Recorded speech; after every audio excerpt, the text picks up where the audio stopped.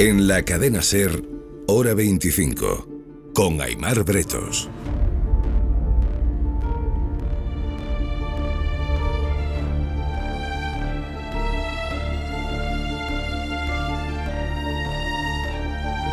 Hace 80 años, en plena Segunda Guerra Mundial, una compañía francesa compuesta en su mayoría por republicanos españoles tuvo un papel fundamental, entre otras cosas, en la liberación de París, que estaba ocupada por los soldados de Hitler. Una guarnición de unos 17.000 alemanes seguían allí en París, iban a intentar resistir, pero estaban a punto de perder la ciudad. El 24 de agosto de 1944, un español de Burriana se quedó al mando de la columna de tropas que acababa de entrar en París. Era Amado Granell. Su superior Raymond Dron acababa de darle esa enorme responsabilidad. Era un hombre de su máxima confianza, una pieza clave de la 9ª compañía del Regimiento de Marcha del Chad de la 2ª División Blindada Francesa, la 9. 2 años después, el Heraldo de Aragón publicó el testimonio de Amado Granell. Así contó cómo fue ese momento. Las campanas de Notre Dame nos conmovieron y se nos encogió el corazón. El combate no nos había endurecido del todo. Gritos, vivas y canciones por todos los lados, sobre todo la marsellesa, acompañaban el sonido de las campanas. Todos teníamos los ojos húmedos y una opresión en la garganta. Traté de cantar con los otros, pero no pude. Aquel entusiasmo era la libertad. Era la victoria. Ni siquiera podía pestañear, temeroso de que me brotaran las lágrimas. Nuestros sentidos parecían privados de todo impulso. La 9. En aquella compañía también estaba Martín Bernal. Instalaba calderas. Era novillero. Estaba afiliado a la CNT y el capitán Dron le llamaba el Coloso Bernal. Isabel Vaquero, buenas noches. Buenas noches. Isabel Vaquero es su sobrina nieta. Cuénteme cómo era aquel joven anarquista.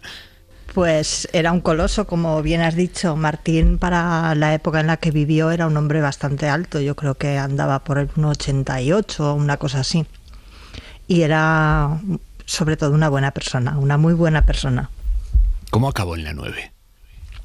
Pues él acabó en la 9 porque fue apresado durante la Guerra Civil Española y la noche que lo iban a fusilar, a uno de los guardias con los que iba le dijo que tenía que hacer sus necesidades y salió corriendo. Y salió corriendo desde Valencia hasta que logró cruzar los Pirineos. Al cruzar los Pirineos lo atraparon los gendarmes y le ofrecieron una opción que no pudo rechazar, una oferta que no pudo rechazar porque la oferta era alistarse a la Legión extranjera o volver a España con Franco. Ya. Y antes de volver a España cualquier cosa. Exacto. Porque lo que le esperaba aquí todos sabían lo que era. Eso es. Y se alistó, por lo tanto. Sí, se alistó. Se alistó y siguió luchando. Estuvo en África, en la campaña de África. Después estuvo ya combatiendo. Prepararon el desembarco en Normandía y luego ya llegó hasta París y tampoco acabó ahí porque fue de los que llegaron hasta el Nido de Águilas, el refugio de Hitler en los Alpes. Vamos a ir por pasos. De la 9 formaba parte también Rafael Gómez, el padre Jean-Paul Gómez. Buenas noches, Jean-Paul. Buenas noches. Que nos escucha desde Estrasburgo. La historia de su familia es muy particular porque su abuelo auxilió a Franco cuando resultó herido en la Guerra del Rif, formó parte de la guardia personal de Alfonso XIII, acabó escapando por ser leal a la República. Y el hijo de ese hombre, o sea, su padre, Rafael, fue uno de los hombres que liberó a Europa del nazismo. Esto sí que es historia familiar. Estoy emocionado porque cuando usted me cuenta eso, muchas cosas suben a corazón y la emoción también sube al corazón. Pero todo lo que usted ha dicho es la verdad. ¿Cómo era su padre, Rafael? Mi padre era un hombre muy sencillo, no habló nunca ni de política, no era un hombre violente, era un hombre calmo, no sé cómo se dice en español. Bueno, sí, muy calmado, sí. Muy calmado, un hombre simpático y que quería, que vivía con su familia y haciendo cada día su trabajo y haciendo de sus hijos lo que pudo para ellos, lo mejor. Su padre se alistó como conductor y lo hizo voluntariamente. ¿Cómo sentó eso en una familia que ya sabía lo que era una guerra? Pues mi padre vivía en Orán, en casa de... nosotros teníamos familia en Orán y es por eso que mis abuelos y sus hijos, es decir, Rafael también, se fueron a Orán. Allí, en 43, hubo un desembarcamiento de americanos, de ingleses, y mi padre trabajaba como zapatero. Y cada día veía a sus amigos llamados por la armada francesa, Sí. y él dijo, bueno, todos esos se van a la guerra y tuvo un gran coraje, porque yo no hubiera podido hacer eso, de participar a la guerra, y fue a las autoridades y les dijo que quería ir en la división, en un cuerpo francés. Se acaba de conmemorar el 80 aniversario de la liberación de París, pero la historia de esta división de la 9 todavía se está documentando, se sigue escribiendo. Diego Gaspar, profesor de Historia Contemporánea en la Universidad de Zaragoza. Buenas noches. ¿Qué tal? Muy buenas noches. La 9 nace en Orán, efectivamente, como nos estaba diciendo Jean-Paul. Eso es Argelia, nace en 1943. Por la 9 pasaron hombres de hasta 14 nacionalidades diferentes, pero la mayoría eran españoles. ¿Por qué esto? Bueno, la mayoría eran españoles porque en su formación, efectivamente, la 9, como tú bien dices, en Orán, en agosto de 1943 se va a nutrir en gran medida de los hombres, de los españoles que permanecen internados en campos de internamiento franceses. Algunos de ellos llevan allí desde 1939, desde marzo de 1939. Otros han conseguido salir de esos campos, vivir en lo civil y trabajar y después enrolarse en los cuerpos francos de África, que es una unidad que digamos que sería la predecesora de la 9 y que es precisamente el gran vivero, ¿no?, del que va a beber pues el tercer batallón del Regimiento de Marcha del Chad, que es efectivamente el regimiento en el que estaba incluida la 9. Usted dirige los de la 9.es, que es un proyecto que explica la historia de la 9, que incluye un buscador para saber qué hizo cada uno de los que estuvo allí. ¿A día de hoy se puede saber exactamente cuántos españoles formaron parte de la 9? Yo creo que se puede aproximar el número hasta los 180, efectivamente, aunque afortunadamente continuamos, porque yo creo que esta es una historia muy viva, como podemos comprobar, continuamos intentando recuperar más información sobre la identidad de todos ellos, y en ocasiones hay duplicados que saltan, porque encontramos efectivamente a muchos de los hombres de la 9 que sirven bajo seudónimo y finalmente logramos saber cuál es su identidad verdadera. No sé, en el caso de el propio Martín Bernal, él sirvió con un seudónimo que era Garcés, por ejemplo, ¿no? Y bueno, Isabel nos lo puede decir, pero en el caso de Rafael no, que Rafael no tenía ese seudónimo, pero Luis Royo, por ejemplo, tenía otro seudónimo que sería Belmonte. Es decir, al final se trata de seguir recuperando la mayor cantidad de datos posibles que tenemos, gracias a la apertura de nuevos archivos, gracias a las aportaciones familiares, que son fundamentales, por supuesto, y seguir construyendo esta historia que, insisto, está ahí, y para eso está, ¿no?, ese proyecto, porque es algo participativo y bueno, ese es un poco el objetivo, ¿no?, que se persigue, el poder recuperar la historia de esta gran masa de exiliados españoles que al final formaron parte de la 9. Isabel, ¿sabemos de dónde venía Garcés, el seudónimo de su tío abuelo? Sí, es el apellido de su mujer, de Carmen. Y combatió bajo ese seudónimo. Sí, bueno, combatió cuando salió de España, sí. Claro.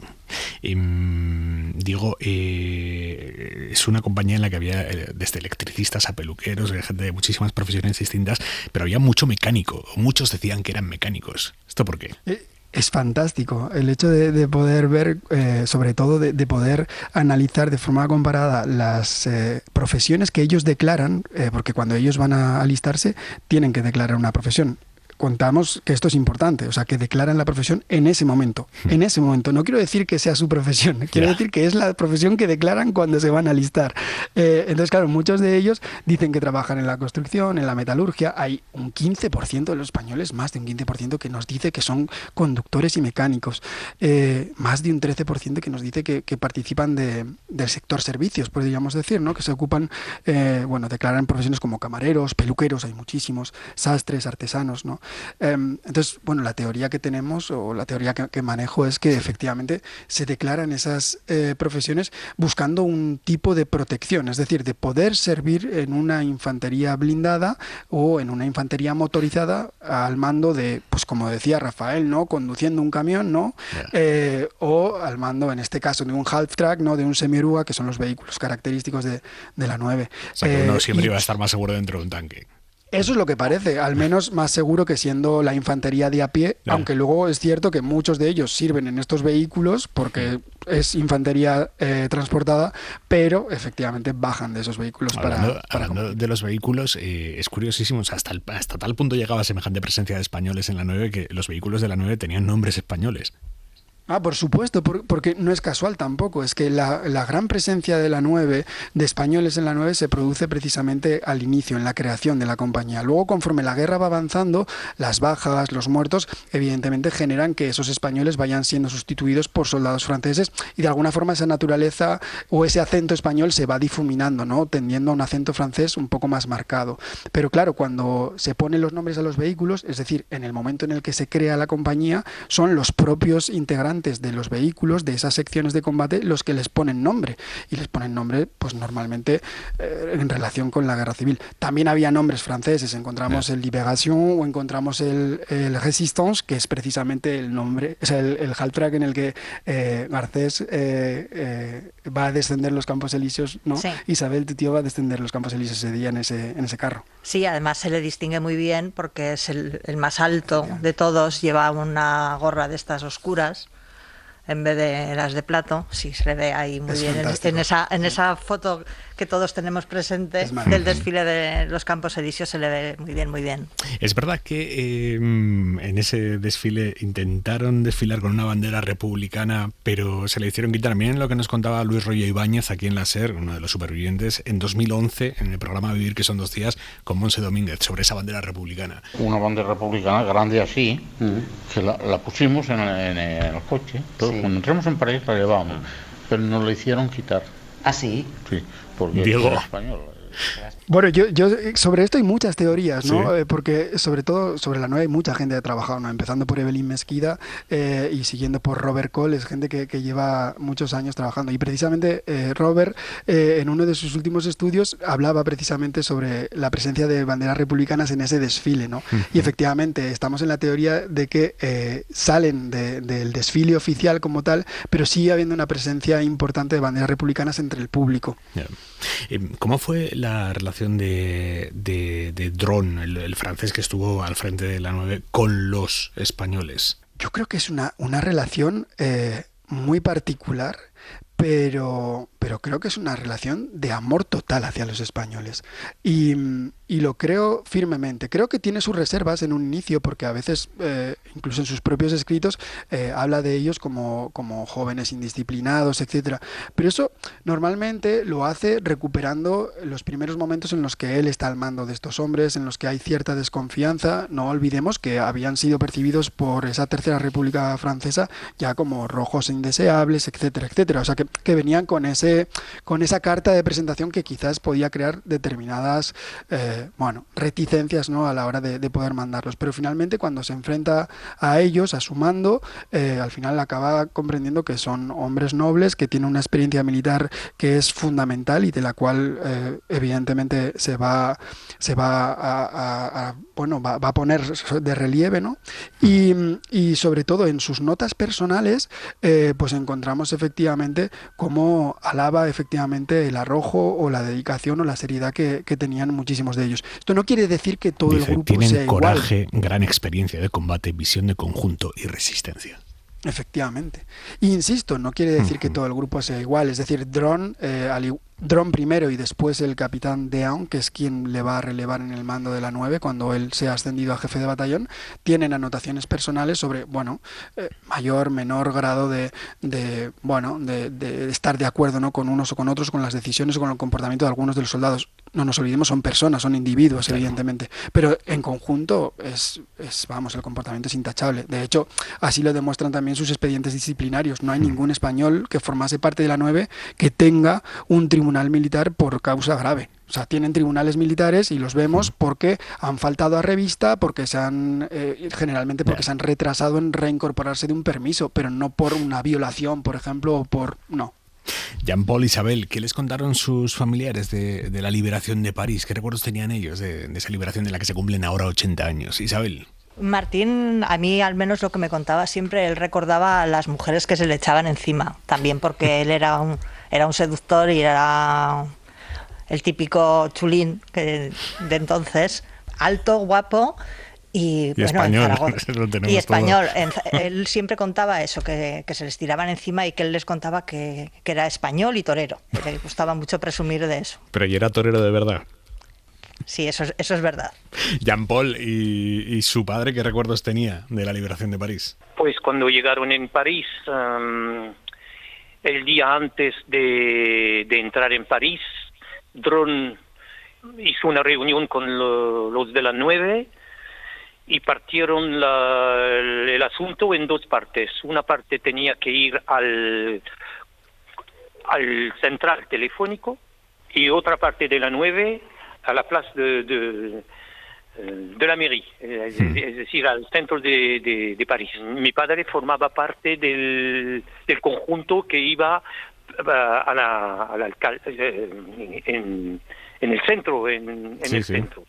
El primer grupo fue al central telefónico sin muchos problemas, porque pasaron por pequeñas calles.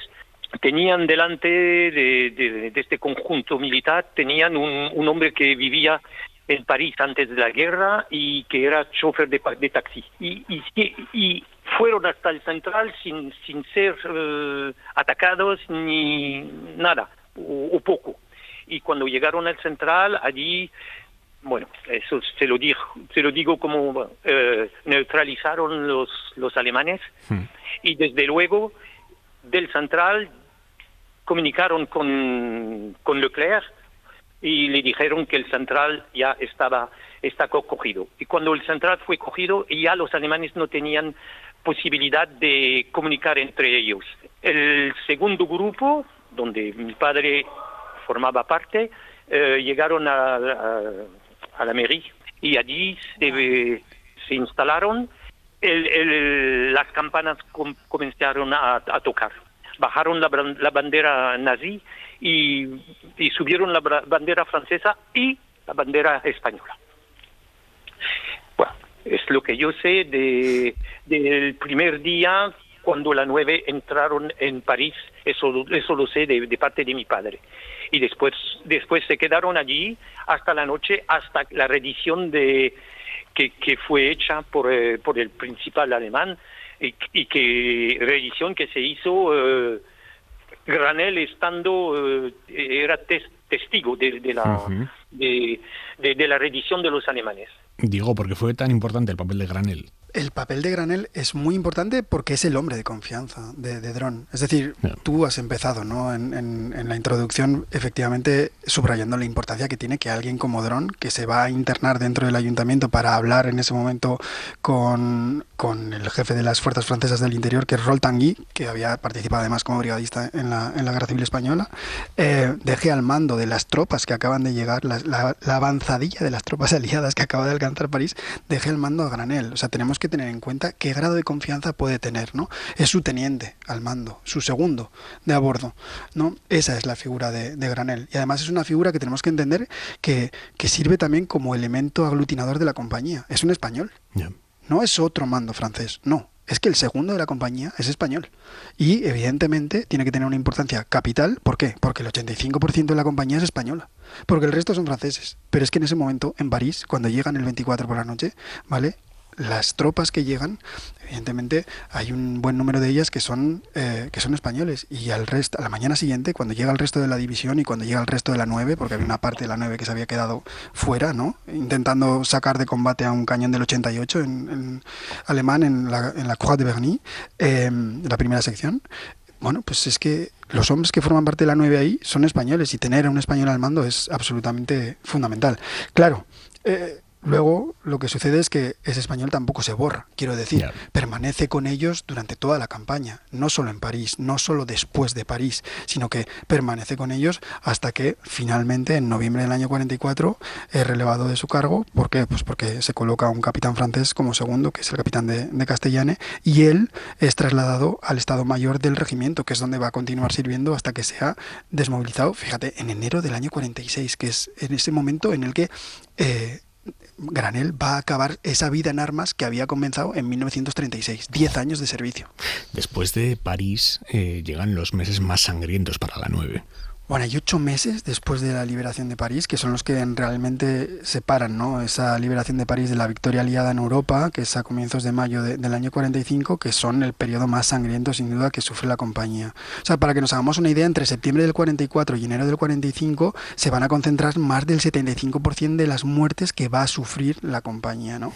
Y a esas pérdidas hay que añadir las decenas de bajas que se producen, que no provocan la muerte, pero que sí que son heridas que hacen que salgan de ahí, congelaciones, pies de trinchera, etcétera, etcétera, etcétera. O sea, son combates muy, muy duros en Lorena, son combates muy duros en Alsacia, en el camino hacia Estrasburgo, en las operaciones de la Bolsa de Colmar, etcétera, etcétera. O sea, que tenemos que tener en cuenta que es un periodo muy, muy, muy duro, donde la guerra lo que va a hacer es marcar el ritmo a la compañía y modificar, como yo te decía anteriormente, su estructura, ¿no? Y en consecuencia los españoles más veteranos van dejando paso ¿a quién? Pues a nuevos voluntarios y reemplazos franceses que ahora se van integrando en una compañía que ya a principios del año 45 tiene poco que ver con esa unidad que se había formado a las afueras de Orán en agosto del 43, que desembarcaría en Normandía un año más tarde. Ahí en el 45 es cuando, Isabel, nos decías al principio que tu tío abuelo y también el padre de Jean-Paul, Martín Bernal y Rafael Gómez, consiguen llegar en mayo del 45, el 5 de mayo del 45,